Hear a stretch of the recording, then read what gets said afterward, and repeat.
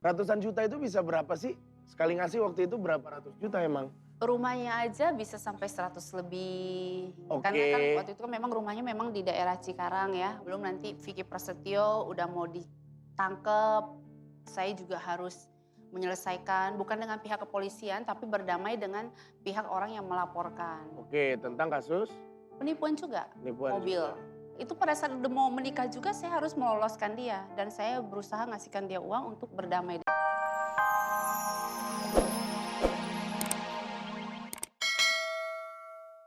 Istrinya, dia seperti diam dan seperti nggak bisa apa-apa, dia nggak ada reaksi apa-apa, pokoknya diam aja. Oke. Dalam hati saya, apa ini pengaruh dengan yang suka dilakukan sama mamanya dan segala macam. Tapi kesini-sininya saya juga melihat, lah saya juga sama kayak suaminya itu gitu. Jadi orang mau cerita apa, keburukan dan apa-apa, itu tidak terpikirkan lagi. Yang ada adalah kasihan, kasihan, kasihan, dan kasihan. Oke, jadi setelah melihat pengalaman Angel sendiri, Angel akhirnya mencoba untuk menganalisa bahwa mungkin saja ini adalah pengaruh dari air tersebut. Saya nggak mau menuduh walau alam, tapi yang saya rasakan ada sesuatu keanehan di diri saya. Apa sih aneh? Seperti apa sih?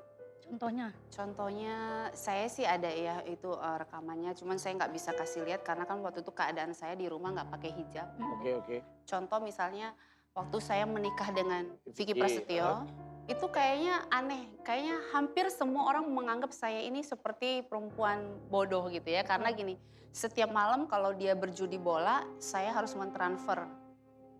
Paling kecil 2 juta, 3 juta, 5 juta, 10 juta. Kalau setiap hari kan bisa jadi banyak ya. Terus yang kedua, mamanya selalu meminta uang untuk menebus sertifikat yang digadaikan oleh Vicky Prasetyo. Oke. Begitu mamanya nangis, saya kasihan, saya kasih lagi uang ratusan juta gitu. Terus, Ratusan juta loh. tapi uang itu tidak dibayarkan kepada orang yang memegang sertifikat itu. Tahu Kan. dari mana? Karena pada saat itu dapil saya kampanye di sana. Oh, ada yang Orang-orangnya ngomong sama saya karena kebetulan dia adalah salah satu tim saya untuk Oke, pergerakan oke. sosialisasi. Mm-mm. Di situ mereka mengatakan, Mbak Angel tolong kasih tahu dong mertuanya, selesaikan sertifikatnya, bayar ini. Saya katakan, saya sudah memberikan uang. Kenapa saya memberikan uang? Karena saya juga nggak mau nanti jadi omongan pada saat itu kan masa kampanye ya. Benar. Nah itu ternyata tidak diberikan sama mamanya. Salah satu itulah contohnya. Gitu. Salah satu contohnya berarti seperti kayak aduh kok gue kayak linglung banget nih kayak ngikut-ngikut aja nurut-nurut aja itu yang dirasakan waktu itu Ya, berarti ya. pada saat itu. Ratusan juta itu bisa berapa sih? Sekali ngasih waktu itu berapa ratus juta emang? Rumahnya aja bisa sampai 100 lebih. Oke. Karena kan waktu itu kan memang rumahnya memang di daerah Cikarang ya. Belum nanti Vicky Prasetyo udah mau ditangkep.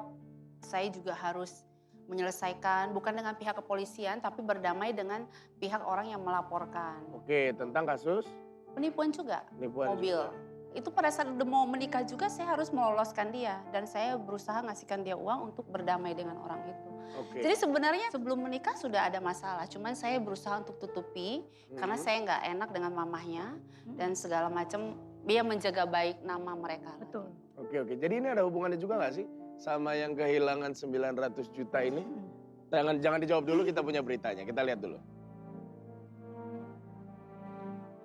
Bawa kabur uang 900 juta, Vicky Prasetyo resmi dilaporkan dengan pasal penipuan.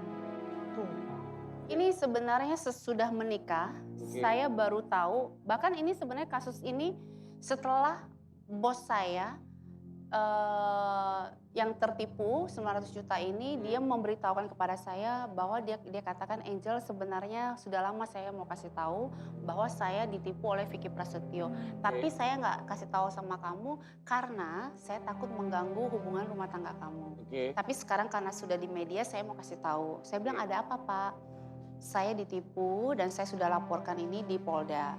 Lalu pada saat itu saya bilang apa yang bisa saya bantu karena saya nggak tahu permasalahannya. Walaupun saya yang memperkenalkan bos ini kepada Vicky Prasetyo, tetapi secara pekerjaan saya sudah tidak ada hubungannya. Secara moral memang punya tanggung jawab itu, Ya. tapi kalau secara profesionalitas enggak ya. Iya, lalu dia katakan, Angel bisa minta tolong nggak? Saya sudah habis-habisan, saya tidak bisa bayar pengacara lagi. Tolong bantu saya di Polda. Saya katakan oke, saya akan membantu semaksimal mungkin, memberikan keterangan dan mungkin saya akan ketemu dengan pengacara Bapak. Tapi saya berpikir lagi kalau saya datang ke Polda akan rame. Karena media akan melihat, oh Angelica ngapain ke Polda. Akhirnya menjadi ramelah berita ini, akhirnya terkuak lah nantinya begitu kan. Oke. Lalu pada saat itu saya barusan syuting dengan lawan main saya yaitu Vicky Alman. Oke. Kita memang intens karena dia mengetahui permasalahan saya dengan Vicky Prasetyo. Karena dia sudah melihat bukti, chatting saya, ancaman mereka, penipuan. Oke. Sebagai laki-laki dia tergerak hati, oh permasalahannya begini ternyata. Oke, kita stop dulu di sana. Kenapa harus Vicky Alman yang Karena pada saat itu memang kita lagi lawan main dan kita intens. Maksudnya ini kan di luar sisi profesionalisme ya. Maksudnya kan cerita ini kan masalah pribadi. Nanti kamu tanya itu nanti ke situ. Ini saya jelasin dulu biar Oh nggak iya, kepotong bagian yang ini tadi dulu ya. 900 Oke, ya. terus. Nah, jadi pada saat itu saya menyuruh Vicky Alman untuk datang ke rumah saya. Saya bilang, Vicky kan kamu laki-laki, kamu punya motor. Besok bantuin aku dong ke Polda. Ngapain? Ini loh bos aku tertipu. Kamu cuma ketemu aja sama pengacaranya di Polda, saya bilang gitu kan. Nah kebetulan rencana kita tengah malam yang jam 1 itu kedengaran oleh Vicky Prasetyo. Oke. Nah, begitu dia tahu besoknya saya mau membantu bos saya yang 900 juta ini mau kita laporkan dia, malamnya dia melakukan pengintaian dan dia jebak saya di dalam rumah itu. Itulah intinya sebenarnya 900 juta itu. Oke. Karena dia tahu. Memang ada bahasanya Vicky Prasetyo. Saya menyimpan sampai sekarang. Dia mengatakan, saya ini udah putus asa. Kalau kamu tidak mau dengan saya, kita habis sama-sama. Itu ada bahasa dia. Oke. Jadi dia mengajak untuk hancur bareng-bareng lah kalau kayak Iya. begitu caranya ya. Oke. Sebenarnya kalau misalnya apa yang dijelaskan oleh Angel Elga tadi memang cukup berat sih permasalahannya. Tapi jujur di sini posisi kita adalah mencari informasi tersebut, menggali informasi. Jadi kita tidak ada di pihak Ya. manapun ya Angel ya. Kita berada di tengah-tengah mencoba untuk berada di sana. Jadi kami kembalikan kepada Anda pemirsa.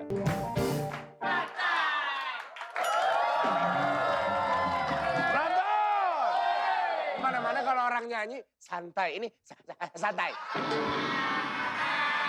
Lu aja nyanyinya nggak santai. Ini lagi ada tamu, kenal nggak? Ya Allah, siapa? Gue pikir lo kenal. Kenalan dong, Apa kabar? Baik. kenalan dong. Kenal. Teman kuliah. Oh iya, Kuliah di mana bang? ambil apa kek, minuman kek, apa kek? Hah? Minuman, Punya uang nggak boleh beli? Oh, gak usah ditanya. punya. Punya nggak? Kagak lah, gak usah ditanya. Tapi kalau Angel Elga mah beneran kaya. Beneran, emang bener. Bener. Gak bohong. Bener. Dia orang kaya beneran. Gue Beneran? tetangganya nyaksin sendiri. Ah, ah. Oh iya dia tetangga aku beneran, dia tetangga aku. Oh, lu tetanggaan ya? Tetanggaan. Berarti waktu itu beneran ini dong. Lu ngeliat dong kasus itu? Yang lagi rame-rame itu.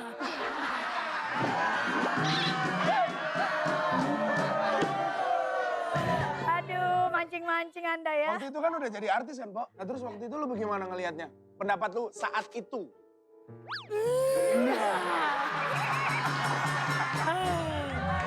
Aduh. Waktu gue cerita dengar katanya, no rumah artis. Kata dia siapa? Kata gue Terus? gitu. Itu yang bininya si Piki. Katanya gitu. Terus? Mengapa? Oh, udah rame-rame udah dari sore gitu. Udah gue denger begitu doang. Ah bohong banget lu.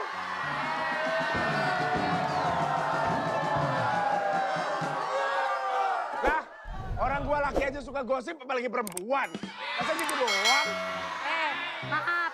Saya gosip cuma di kerjaan doang. Kalau di rumah jarang gosip. Oh, gitu. Emang gosok. Iya, bagus. Bagus. Aura emang mau punya. Mendingan gue mau ada berita nih gue ceritain nih. Apaan? Nih penggerebekan itu yang katanya settingan bener gak sih? Nah, kita lihat ya, ini beritanya ya. Ini 4 kejanggalan dalam kasus penggerebekan Angel Elga. Pintu kamar yang dijebol terlihat sangat rapi. Ekspresi lebay Vicky Prasetyo dan ekspresi datar orang-orang yang ada di rumah. Terus, sore sebelum penggerebekan ada suasana seperti orang syuting. Lagi rame banget lah pokoknya ya. Oke. Keluarga Vicky sudah minta maaf soal penggerebekan. Tapi Angel Elga tak mudah memberikan maaf. Kalau ada kata permintaan maaf, berarti mereka menyadari bahwa hal tersebut adalah salah mereka. Begitu. Ya. Sebenarnya saya pribadi sudah melupakan. Betul. Karena buat saya udah terlalu lama. Apalagi saya melihat kan Vicky Prasetyo ini sudah mendapatkan penghasilan selama dia menikah dengan saya, dia bikin viral dirinya, dia menjebak saya, dia memfitnah saya melihat, oh mungkin ini tujuan dia sehingga dia punya pekerjaan tetap di televisi. Lalu saya mengatakan, oh ya udah, ini mungkin cara Tuhan memberikan dia rezeki. Saya tadinya berpikir seperti itu. Kalau saya lagi sedih, saya tarik sejadah, saya cuma ngomongin, ya Allah, nggak ada manusia yang bisa jatuhkan derajat saya sebagai perempuan dan harga diri saya.